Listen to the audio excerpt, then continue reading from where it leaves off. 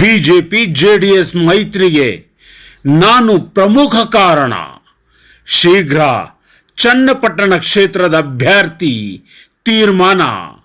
ಮಾಜಿ ಸಚಿವ ಸಿಪಿ ಯೋಗೇಶ್ವರ್ ದೆಹಲಿಯಲ್ಲಿ ಹೇಳಿಕೆ.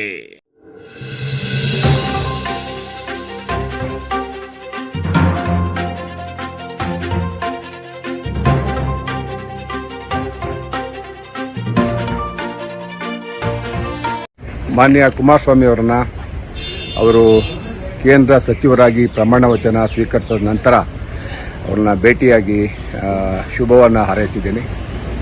ಕುಮಾರಸ್ವಾಮಿ ಅವರಿಗೆ ಕೇಂದ್ರದಲ್ಲಿ ಅತ್ಯುನ್ನತ ಸ್ಥಾನ ಸಿಗಲಿ, ಒಳ್ಳೆಯ ಇಲಾಖೆ ಸಿಕ್ಕಿದ್ರೆ ಸಾರ್ವಜನಿಕರಿಗೆ, ಕರ್ನಾಟಕಕ್ಕೆ, ದೇಶಕ್ಕೆ ಅವರು ಒಳ್ಳೆಯ ಕೆಲಸವನ್ನು ಮಾಡ್ತಾರೆ ಅನ್ನೋ ಒಂದು ಆಶಾಭಾವನೆ ನಂದು. ಅವ್ರ ಜೊತೆಲಿ ಸಾಂಪ್ರದಾಯಿಕವಾಗಿ ಚರ್ಚೆ ಮಾಡಿದೆ. ನಾಳೆ ನಾಳಿದ್ದು ಯಾವ ಪೋರ್ಟ್ಫೋಲಿಯೋ ಅಂತ ಗೊತ್ತಾಗುತ್ತೆ ಅಂತ ಹೇಳಿದ್ರು.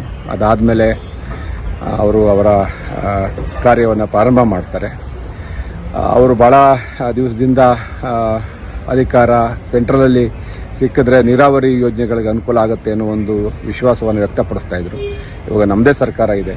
ಕೇಂದ್ರ ಮತ್ತು ರಾಜ್ಯದಲ್ಲಿ ಇರ್ತಕ್ಕಂಥ ಏನು ನಮ್ಮ ನೀರಾವರಿ ತಕರಾರುಗಳಿದೆ ಅದನ್ನು ಪರಿಹರಿಸೋದ್ರ ಬಗ್ಗೆ ಕುಮಾರಸ್ವಾಮಿ ಅವರು ಹೆಚ್ಚಿಗೆ ಒತ್ತು ಕೊಡಲಿ, ರಾಜ್ಯಕ್ಕೆ ಒಳ್ಳೆಯದಾಗಲಿ ಅಂತೇಳಿ ನಾನು ಕೂಡ ಈ ಸಂದರ್ಭದಲ್ಲಿ ಅವರನ್ನು ಭೇಟಿ ಮಾಡಿದಾಗ ಹಾರೈಸಿದ್ದೀನಿ ಮತ್ತು ಈ ವಿಚಾರವನ್ನು ಕೂಡ ಪ್ರಸ್ತಾಪ ಮಾಡಿದ್ದೀನಿ. ಅವರು ಕೂಡ ಇದಕ್ಕೆ ಉತ್ಸುಕವಾಗಿದ್ದಾರೆ, ಒಳ್ಳೆಯದಾಗಲಿ.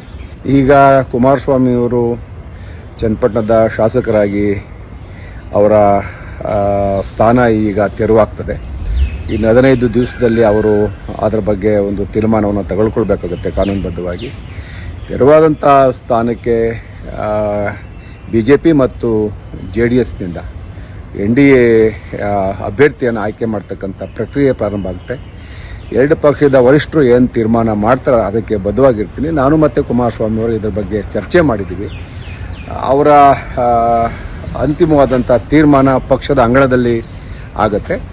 ಯಾರೇ ಆದರೂ ಕೂಡ NDA ಅಭ್ಯರ್ಥಿ ಗೆಲ್ಲಲಿಕ್ಕೆ ಪ್ರಾಮಾಣಿಕವಾಗಿ ನಾವು ಕೆಲಸ ಮಾಡಬೇಕಾಗತ್ತೆ. ಯಾಕಂದರೆ ಈ JDS BJP ಒಂದಾಗಬೇಕು ಅಂತ ಮೈತ್ರಿ ಹುಟ್ಟಾಕಲಿಕ್ಕೆ ನಾನು ಕೂಡ ಪ್ರಮುಖವಾದಂಥ ಕಾರಣ. ನಾನೇ ಹೋಗಿ ಕುಮಾರಸ್ವಾಮಿ ಅವ್ರನ್ನ ಭೇಟಿಯಾಗಿ ನಾವಿಬ್ಬರು ಒಂದಾಗಬೇಕು ರಾಜ್ಯದ ಹಿತದೃಷ್ಟಿಯಿಂದ ಅಂತ ಹೇಳಿ ನಾನು ಅವ್ರ ವಿರುದ್ಧ ಚುನಾವಣೆ ಸೋತ ಒಂದು ವಾರಕ್ಕೆ ಅವ್ರನ್ನ ಭೇಟಿಯಾಗಿ ಚರ್ಚೆ ಮಾಡಿ ಅಲ್ಲಿಂದ ಪ್ರಾರಂಭವಾದಂಥ ಈ ಪ್ರಕ್ರಿಯೆ ಇವತ್ತು ಈ ಹಂತಕ್ಕೆ ಬಂದಿದೆ. ರಾಜ್ಯದಲ್ಲಿ ಅತಿ ಹೆಚ್ಚು BJP ಹಳೆ ಮೈಸೂರು ಭಾಗದಲ್ಲಿ ಗೆಲ್ಲಲಿಕ್ಕೆ ಮೈತ್ರಿ ಕಾರಣ ಆಗಿದೆ. ಹಾಗಾಗಿ ಇದೆಲ್ಲ ಅಂಶಗಳನ್ನು ಮನದಲ್ಲಿ ಇಟ್ಕೊಂಡು ಬರ್ತಕ್ಕಂಥ ಚುನಾವಣೆಯಲ್ಲಿ ಎರಡು ಪಕ್ಷದ ಮುಖಂಡರುಗಳು ಒಂದು ಒಳ್ಳೆ ತೀರ್ಮಾನ ಮಾಡಲಿ. MLAನೂ ಕೂಡ ನಾವು ಗೆದ್ದರೆ ಮುಂದೆ ಅನುಕೂಲ ಆಗುತ್ತೆ ಅಂತೇಳಿ ನಾನು ಕೂಡ ಅವ್ರ ಹತ್ರ ಚರ್ಚೆ ಮಾಡಿದ್ದೀನಿ. ನೋಡೋಣ ಮುಂದಿನ ದಿನ ಏನಾಗುತ್ತೆ ಅಂತೇಳಿ. ನಮಸ್ಕಾರ.